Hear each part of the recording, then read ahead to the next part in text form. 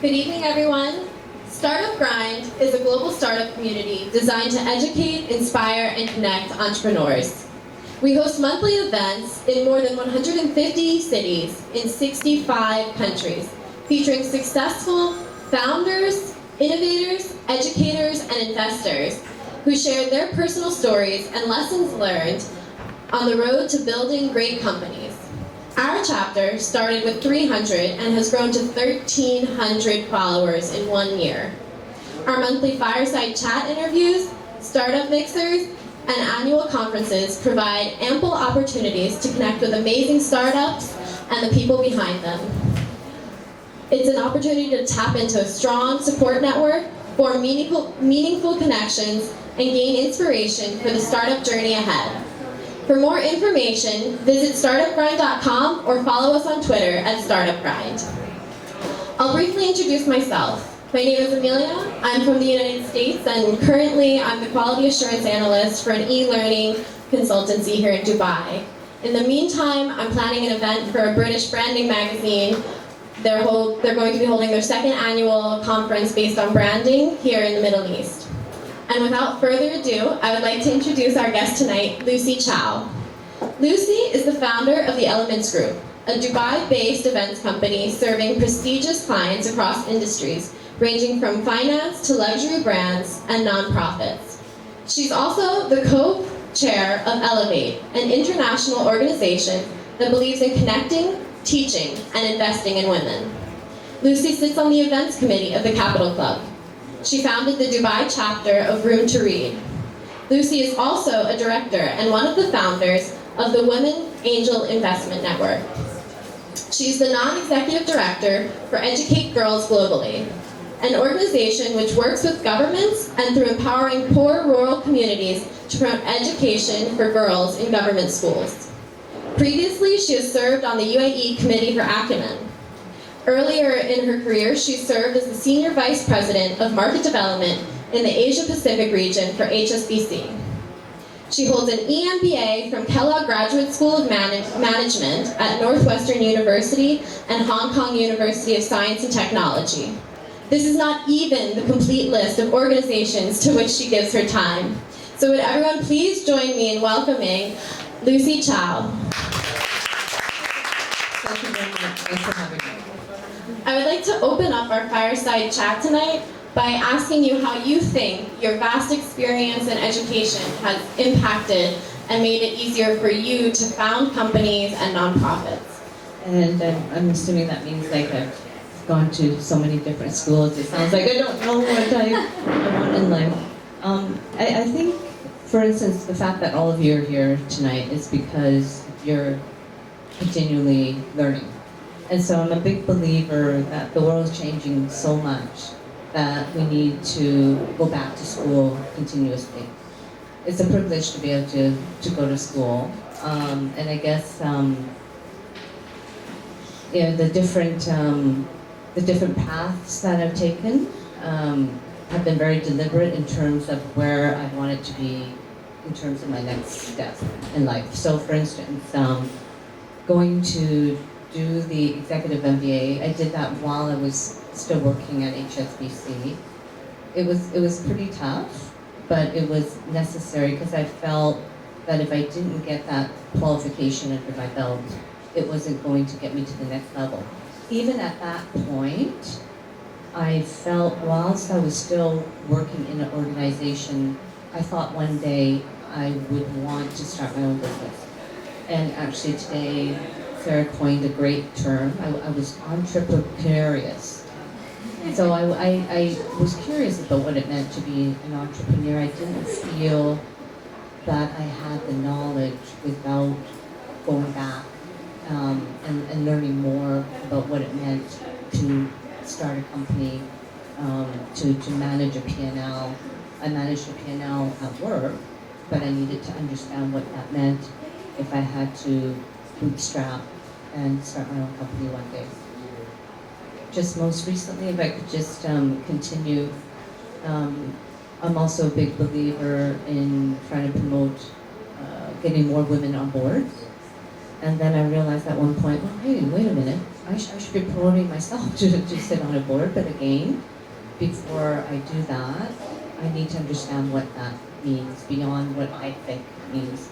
So I went and did a women directors program that was offered by the University of Hong Kong. So I did that last year for 2 weekends and got accreditation and a much better understanding of what it means to have governance on board. Okay, so you said for yourself, you felt like you wouldn't be able to take it to the next step and start your company without the EMBA. How important do you think it is for other entrepreneurs who are about to start their company to go back and get a master's of business? Or do you think there are other ways that they could utilize their time and still start the company and get educated at the same time? I mean, listen, there's so many stories about people that have dropped out of schools, like other schools, to start amazing companies.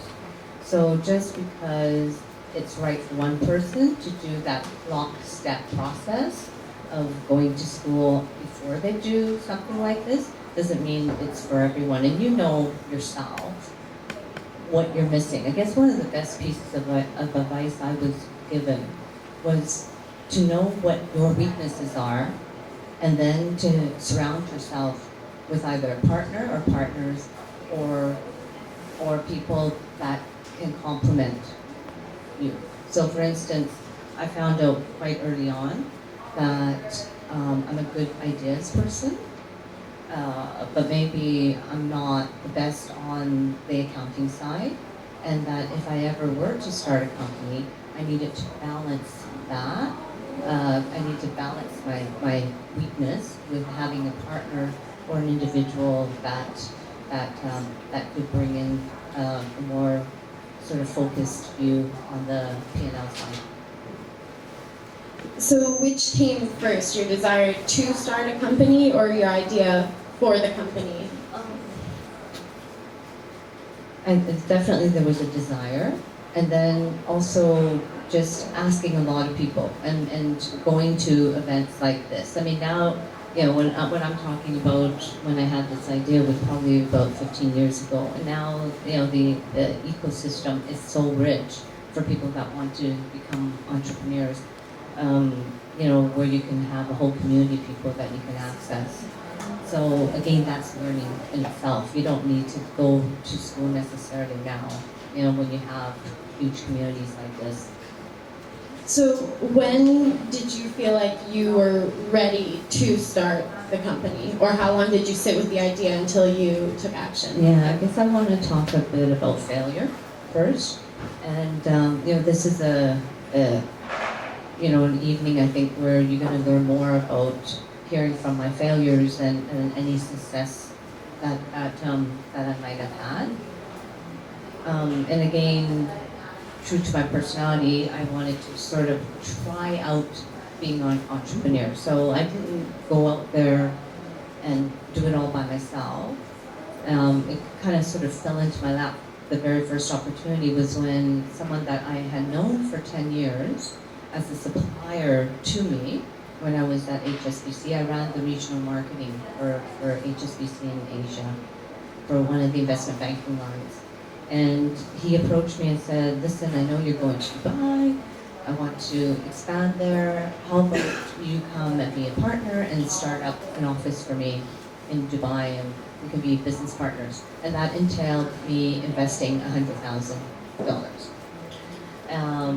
And I've known this person for a long time. I know the business model. I was certain it would work. I thought it was a real amazing opportunity, and frankly, a great way for me to dip my toe into the world of being an entrepreneur.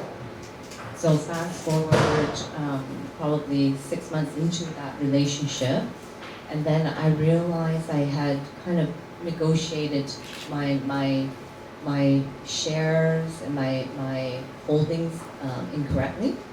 And then I was kicking myself because I was like, I know better than this. How did I get myself in this situation? I'm putting in all the sweat equity, I'm putting in the equity, and so I went back to him at that point to try to renegotiate the terms. And at that point, we parted ways because he wasn't willing to move on any of the original parameters. So I guess that taught me that even if you've known someone for a long time, you have to just really make sure you protect yourself.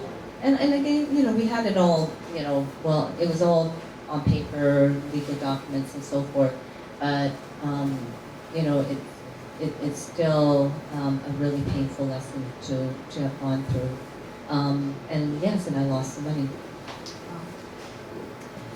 So, what resources and connections have you used to leverage being successful in Dubai? Like, what regional assets have helped you here? I guess I feel, and I'm sure you all agree with me, Dubai is a very small place. We were just talking about that, and it's a very welcoming community. So I guess I've just relied on being able to tap different networks, being able to put feelers out with different people. One of the things I do want to talk about later on is having a mentor, which is something, unfortunately, I wasn't very good at cultivating and didn't really realize I needed. And in hindsight now, we all need mentors. It doesn't matter where you are in your stage of development. You could be the CEO of a company and you still need a mentor. And so I guess I've just been very fortunate to have a very broad base of contacts. And I'm not, I'm not mercenary in terms of using my contact base, but I assume if I go out and I ask people for advice, they would be more than willing to give it, and that's just the nature of why I think. So going off of the getting the advice and the mentorship, how do you suggest that these people that are entrepreneurs starting out, how do you think they should identify good mentors for themselves? You probably come across so many people, even just when you come and listen to people talking here and you're like, okay, that person really resonates with me. Just ask. You'd be surprised how many people think, oh, I can't ask that CEO of Google. He's got probably tons of people that ask him every day. You'd be surprised how many people are not asked to be mentors. And you need to ask. You need to find someone that you think, okay, has great relevant experience to you and resonates with you for some reason, and can devote time to helping you with your business processes. Okay, so you already touched on a bit of a failure, but what kind of regrets and mistakes, how have those helped you, and what are some of them that have impacted your path? I guess I regret investing money that, I guess I should have ring-fenced a little bit better. I mentioned about not having asked for mentorship throughout my career. I think that was probably a big mistake because, with the mentorship, that would have probably gotten me further, quicker, and I probably would have gotten great advice. For instance, don't go into this partnership or don't do this without X. Regrets, probably not starting an international career earlier. I actually really value having global experience. And so it's very important to continue that. So I've been very comfortable in Dubai. We're 8 years here now. But before that, we spent a long time in Asia, and I think Latin America would be another great place to go to. So I think it's very important to go and uproot yourself. And if you don't want to uproot yourself, then maybe finding a business partner in another part of the world is very important in terms of continually growing a business. The world's just a smaller place now. So, and again, it's not something I've done. I'm usually quite geography centered with my work. So I think it's important to find partnerships outside of your geography. Okay, I'm gonna ask that you get a little bit more specific with some of your projects right now, like the Women Angel Investment Network and the Educate Girls Globally, and how those came about. Yeah, how many of you here have gone for angel investing or crowdsourcing or have any interest in that? Because if you don't have any interest in that, we don't need to talk about that. It's the Women Angel Investment Network. There's an amazing group of women that are part of it. They've got backgrounds, or some of them come from WAMDA, some of them have been with the Khalifa Fund, so they really understand startups and are really contributing to that ecosystem. And I guess that was one reason why I wanted to be part of Wayne, because the focus on Wayne is we want to fund companies that are women-led. That doesn't mean that there doesn't have to be a man involved. As long as the company is 50% female-owned, then we want to fund them. And so we started about a year and a half, 2 years ago. It's been a very interesting learning experience, and I'll be very honest. It was fabulous in terms of the submissions that we received. It was humbling to see. We probably had over 100 submissions, and then to see, and they came from all around the region. And to see people opening up their life dreams to us, and just sort of laying it out there in terms of their aspirations was really phenomenal. It was really humbling for our group.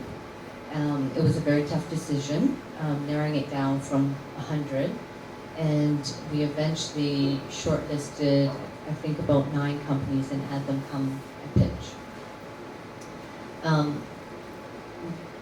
And then from there we narrowed it down to 3, and we put together due diligence teams for each of the 3. Now it's interesting that the one of the 3 that was shortlisted that we ultimately did not fund, and I'm not going to mention the company, it does not exist anymore.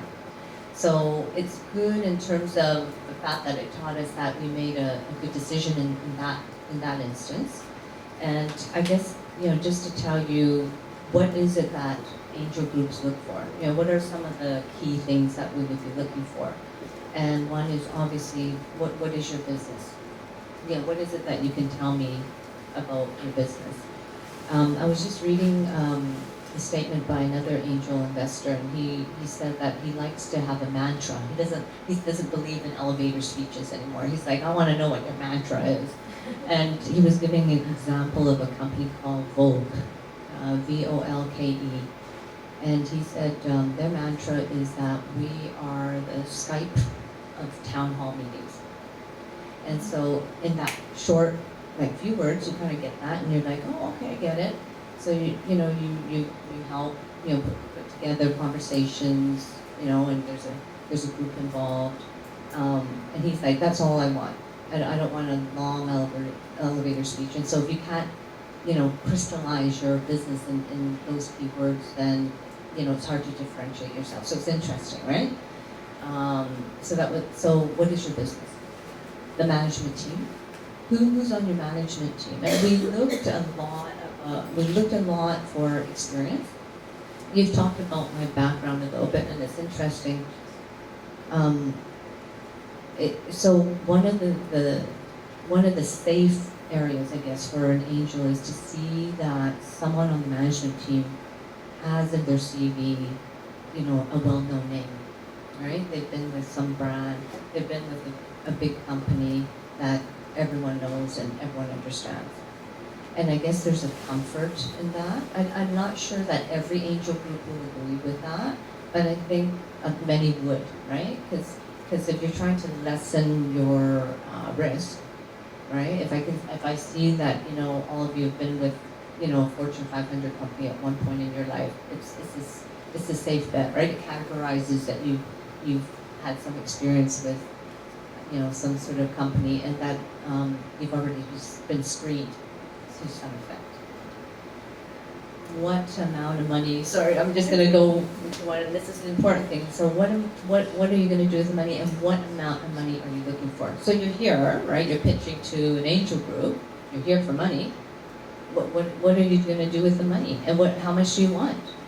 And so you need to put out and outline how you're gonna invest your money. And we wanna see growth. We wanna see a realistic sort of step-by-step process of how that money is going to be spent, and how quickly you're going to be burning through that money. I mentioned bootstrapping earlier on. It's very important to see that, and that anyone in front of us has gone through the process of bootstrapping. It's fine if you've gotten money from family, friends. A lot of people, that's how they start their company, right? And especially if you go down that route, you want to see that you're not burning through that cash, very quickly. And then very lastly, what your exit strategy is. So, as you probably know, or maybe you don't know, that there's not many people that take companies public anymore. So it's not that, as an angel, we want to hear, hey, ultimately you're going to take your company public. That doesn't happen very much anymore.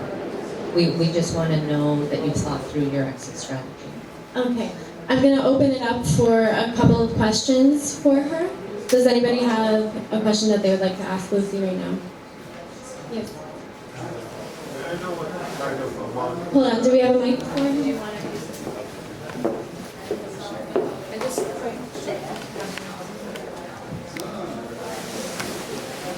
Pardon me. I want to know what kind of amount you are talking about funding. In the angel group I was part of. Range or We've invested 100,000 in US in this company, and we're just looking now to expand our group, and that's probably about the right kind of sweet spot that for angel funds. What's missing is, for most entrepreneurs, is funders between the 100,000, $500,000 mark. And so angels try to kind of fit into that area. Just really quickly, you elaborated on your educational experience. You went to MBA, and you also have startup capital to invest. But there's a lot of people who don't have those privileges, like they don't have access to education in that regard or capital. What scrappy ideas did you have or heard of other people utilizing to start their businesses, to launch and deploy at scale within the Dubai region that you can think of? Yeah. Yeah, as you know, Christine, it's such an expensive city, Dubai, right? And yeah, I mean, I guess scrappy ideas is being really smart on your marketing, right? And trying to figure out, okay, what can I do to get my brand noticed, or how can I get out there so that people start spreading the word about me? And this is the great thing about Dubai, you can really use that small network. So if I can use a fabulous example, and she's here tonight, Sarah. Sarah has a company called Bowery and Fort, and she does tailored women's clothing. And so I hope I can use your example. I'm actually wearing one of her suits. And what she did was she went out and she said to someone that's very well known in this community, she said, do you have a few women that you could recommend to me, where I can, maybe make a tailored suit for them, but that they'll also spread the word about what I do. And that way I'll get more clients and so forth. And so that's what Sarah's done. That's just one thing that she's done. And so there's a lot of ways to really leverage the amazing community here. And if you ask, people will help you. There's a real big heart, I think, in Dubai, especially if they know that you're working on a shoestring. Okay. You said at the beginning about the 100,000 that you spent. If anyone asks you for advice about starting their own company, would you tell them to spend their own money or to find ways to find investors to spend on their ideas? So if you have investors, you would be diluted, typically, right? So I guess it's a toss-up. If you have that money, and that 100,000 was not easy to come by, right? I worked a long time before I thought, okay, I'm willing to invest this amount of money that I've saved for a rainy day. And at that point, I wanted to have 50% ownership. That's why I put it in my own money, and only my money. If you are okay with sharing the equity of your company, then absolutely ask for money from others.